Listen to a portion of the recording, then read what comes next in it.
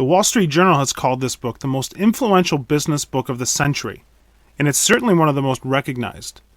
Despite being written a number of years ago, it still remains an insightful and thought-provoking reference for today's leaders. Join us for the next 10 minutes or so while we revisit the ideas of the late Dr. Stephen Covey and their alignment to today's world. At the nub of Covey's habits is a progression through dependency. He implies there are 3 progressive levels. Number 1, dependence is the paradigm of a third-party care. You support me and tell me what to do and think. If things go wrong, you're to blame. 2, independency is a paradigm of me. I'll look after myself. I'll decide what to do. I'm responsible. 3, interdependency is the paradigm of us. Let's work on this together. 2 minds are better than 1. Life is interdependent. If I'm interdependent, I'm self-reliant and capable, but I also realize that you and I working together can accomplish far more than I could accomplish alone. Covey's first 3 habits focus on the move from dependency to independency. Habits 4 to 6 support the move from independence to the advantages of interdependency. The 7th habit keeps us there. Habit number 1, be proactive. What is proactivity? By Covey's definition, it's more than taking initiative. It's about assuming responsibility for ourselves. We take the responsibility to make things happen. Highly proactive people recognize that responsibility. They do not blame circumstances for the behavior. Their behavior is a product of their own conscious choice based on personal values. A great way to become more self-aware regarding our level of proactivity is to look at where we focus our time and energy. There are some things over which we have no real control and others that we can do something about. Proactive people work on the things that they can do something about, their circle of influence. To take the first steps to proactivity, make a promise and keep it. Set a goal and work to achieve it. The power to make and keep commitments to ourselves is the essence of developing the basic habits of effectiveness. Start with small commitments within your circle of influence. Habit number 2, begin with the end in mind. When we set out on a journey, we usually have an idea of where we want to go. Unfortunately, for many businesses, this is not the case. Covey puts it succinctly. It's really easy to get caught up in the busyness of life, to work harder and harder at climbing the ladder of success, only to discover it's leaning against the wrong wall. It is absolutely possible to be busy without being very effective.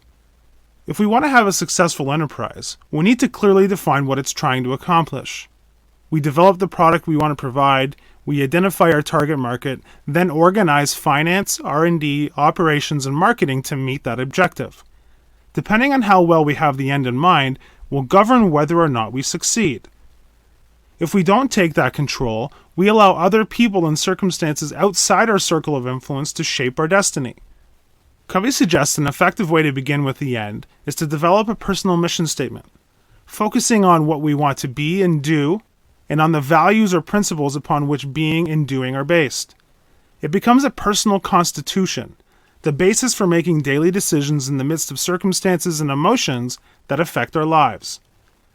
Start a collection of notes, quotes, and ideas that you may want to use as resource material in writing your personal mission statement. Break the statement down into the specific role areas of your life and the goals you want to accomplish in each area. Habit number 3, put first things first. Putting first things first is effective management. Many tasks and activities in our lives can be urgent. Many can also be important, but not all. Urgent means it requires immediate attention. Importance, on the other hand, has to do with results. If something is important, it contributes to our mission, our values, and our goals. Effective management deals with things that are not urgent, but are important.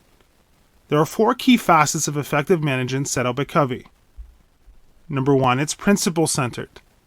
Number 2, it's conscious-directed. Number 3, it defines our unique mission, including values and long-term goals.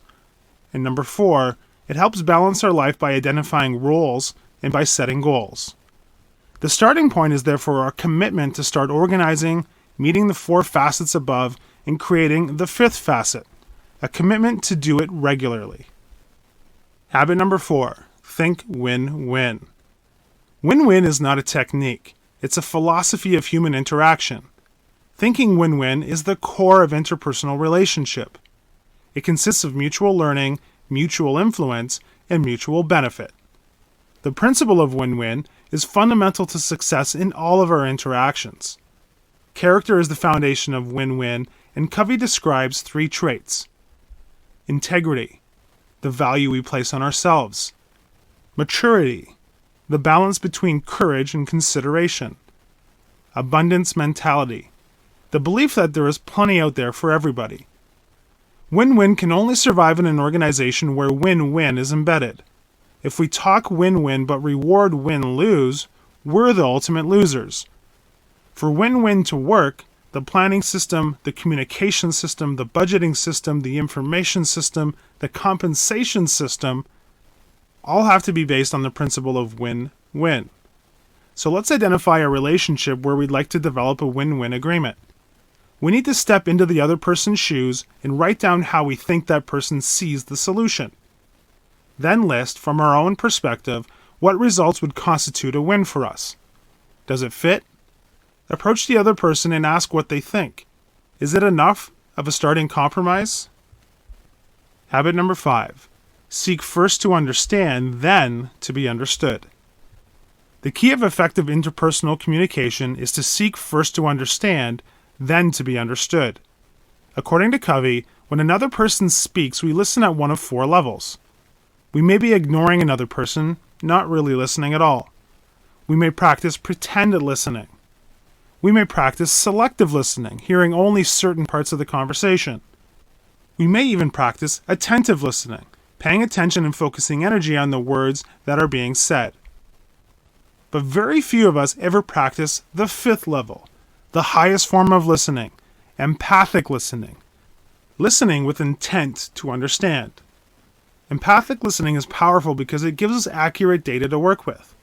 Instead of projecting our own perspective and assuming thoughts, feelings, motives, and interpretation, we're dealing with the reality inside another person's head and heart. How do we do it? According to Covey, empathic listening involves 4 developmental stages. The first and least effective is to mimic content. Just listen to the words that come out of someone's mouth and repeat them. The second stage is to rephrase the content. This time, we've put his meaning into our own words. Now we're thinking about what he said, mostly with the left side, the reasoning, logical side of our brain. The third stage brings our right brain into the operation. We reflect feeling. Now we're not paying as much attention to what he's saying as to the way he feels about what he's saying. The fourth stage includes both the second and the third. You rephrase the content and reflect the feeling. As we seek to understand, as we rephrase content and reflect feeling, we give him room to express and work through his own thoughts and feelings. Now that you've listened and understand the other person's perspective, it's time for you to be understood. To be understood is simply the reverse. Place your point of view in a way that the other party can review it within their own context and situation. Habit number 6, synergize. What is synergy? Simply defined, it means that the whole is greater than the sum of the parts. When we communicate synergistically, we are opening our mind and heart to new possibilities, new alternatives, and new options. Synergy is exciting. It's amazing what open communication can produce. According to Covey, the possibilities of truly significant gain, of significant improvement are so real that it's worth the risk that openness entails. Valuing the mental, emotional, and psychological differences between people is the essence of synergy.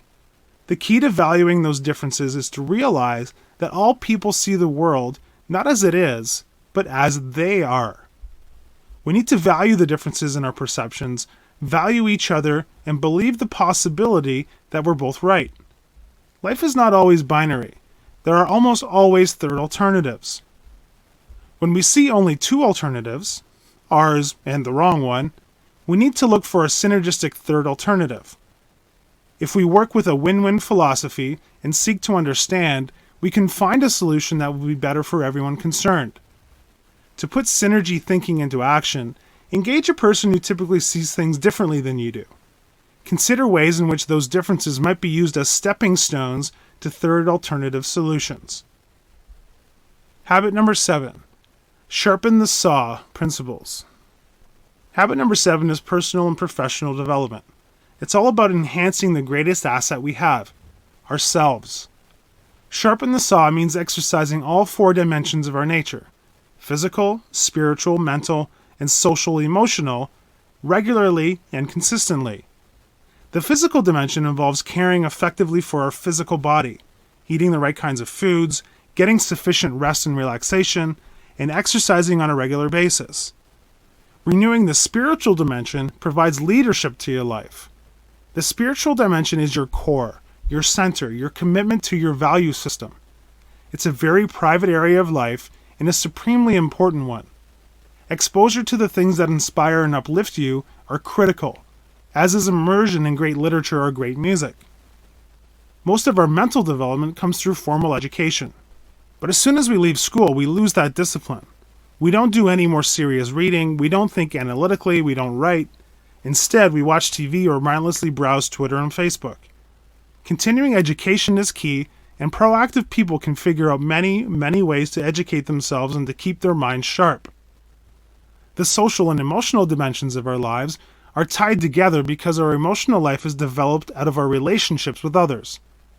Renewing our social emotional dimension does not take time in the same sense that renewing the other dimensions does. We can do it in our normal everyday interactions with other people. But it definitely requires exercise.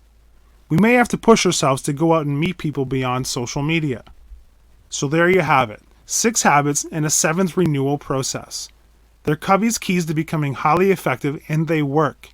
Millions of readers can't be wrong. Will you start today?